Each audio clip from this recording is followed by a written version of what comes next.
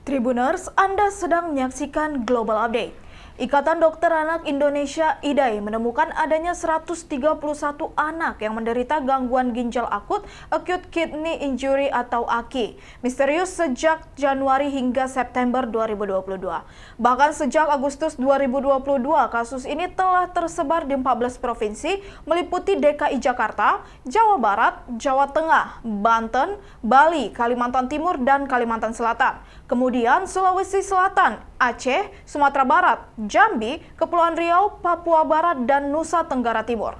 Sekretaris Unit Kerja Koordinasi UKK Nefrologi IDAI Eka Laksmi Hidayati mengatakan terdapat beberapa gejala yang muncul dari gangguan ginjal akut misterius ini, mulai dari batuk, pilek, diare, muntah, serta demam.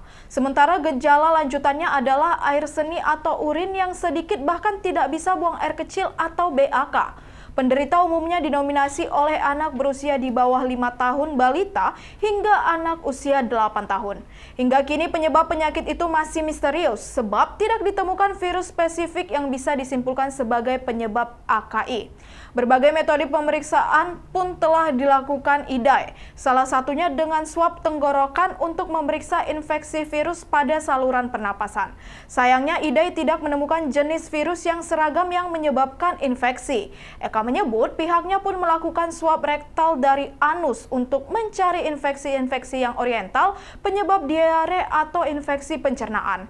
Hasilnya sama, dokter tidak mendapatkan jenis virus yang konsisten. Mulanya IDAI menduga kasus ini berkaitan dengan MIS-C, Multi-System Inflammatory Syndrome in Children, yang disebabkan oleh infeksi COVID-19. Namun berdasarkan analisis kasus, beberapa penderita penyakit ini dinyatakan negatif COVID-19. Umumnya gangguan ginjal akut merupakan efek lanjut dari kekurangan atau kehilangan cairan dalam waktu singkat pada anak-anak. Anak-anak biasanya kekurangan cairan karena diare yang diikuti dengan dehidrasi. Selain kekurangan cairan, penyebab lainnya dapat menimbulkan pendarahan hebat. Kekurangan cairan hebat biasanya juga diderita oleh pasien demam berdarah. Artinya, gangguan ginjal akut bukan merupakan diagnosis tunggal. Selalu ada penyebab utama yang sebelumnya derita. Dugaan awal kasus ini dipicu oleh konsumsi obat yang mengandung etilen glikol. Hal ini disimpulkan setelah Kemenkes berdiskusi dengan tim dari Gambia. Gambia sendiri memiliki kasus serupa. Sebanyak 69 anak-anak di Gambia meninggal dunia akibat mengonsumsi obat batuk produksi India yang mengandung senyawa kimia tersebut. Pihaknya sudah menemukan sebanyak 40 anak menderita gangguan ginjal akut misterius hingga 11 Oktober 2022 sejak kasus merebak beberapa waktu lalu. Oleh karena itu, Kemenkes melakukan koordinasi dengan ahli dari Organisasi Kesehatan Dunia World Health Organization atau WHO. Ahli dari WHO merupakan pihak yang mengadakan investigasi kasus di Gambia. Saat ini pihaknya juga sudah membentuk tim yang terdiri dari Ikatan Dokter Anak Indonesia (IDAI) dan Rumah Sakit Dr. Cipto Mangunkusumo (RSCM). Namun, belum ditemukan jawaban pasti. Angka kasus gagal ginjal akut misterius ini diprediksi telah mencapai puncaknya pada bulan September dan terus menurun di bulan Oktober 2022. Dugaan sementara, kemunculan penyakit ini masih berkaitan dengan COVID-19. Dan hal ini belum diketahui penyebab pastinya.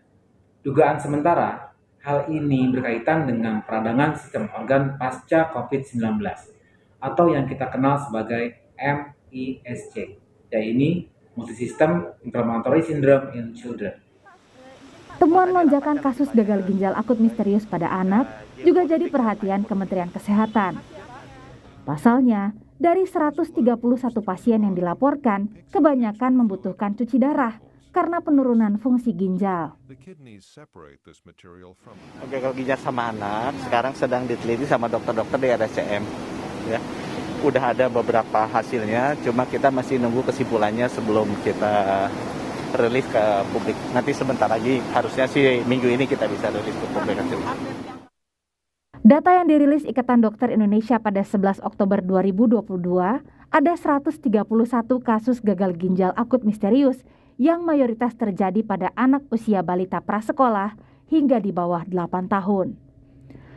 Gejalanya dimulai dengan demam, batuk pilek, diikuti diare dan penurunan fungsi ginjal yang ditandai dengan intensitas buang air kecil yang menurun hingga semakin jarang atau tidak sama sekali, hingga kejang-kejang dan badan membekak. Jika anak Anda mengalami penurunan produksi air seni, segera periksakan ke dokter. Jadi itulah yang membuat kami heran. Dia hanya beberapa hari timbul batuk pilek, diare atau muntah, kemudian demam, kemudian dalam 3-5 hari mendadak tidak ada urinnya. Jadi tidak ada tidak bisa buang air kecil, betul-betul hilang sama sekali gitu buang air kecilnya. Jadi anak-anak ini hampir semuanya datang dengan keluhan tidak buang air kecil atau buang air kecilnya sangat sedikit. Adalah bahwa kalau ada penurunan jumlah volume buang air kecil pada anak-anak, maka itu harus segera diperiksakan ke rumah sakit. Pada anak-anak usia prasekolah, orang tua juga diminta waspada dengan memperhatikan produksi air kencing dengan sering mengecek popok dan perhatikan asupan cairan anak. Meski belum bisa disimpulkan secara pasti keterkaitannya dengan riwayat infeksi COVID-19, para orang tua tetap diminta untuk terus disiplin protokol kesehatan, terutama pada anak, agar anak terhindar dari COVID-19 dan virus lainnya. Demikian Global Update kali ini, nantikan terus informasi menarik lainnya di Facebook dan YouTube Tribun Merah.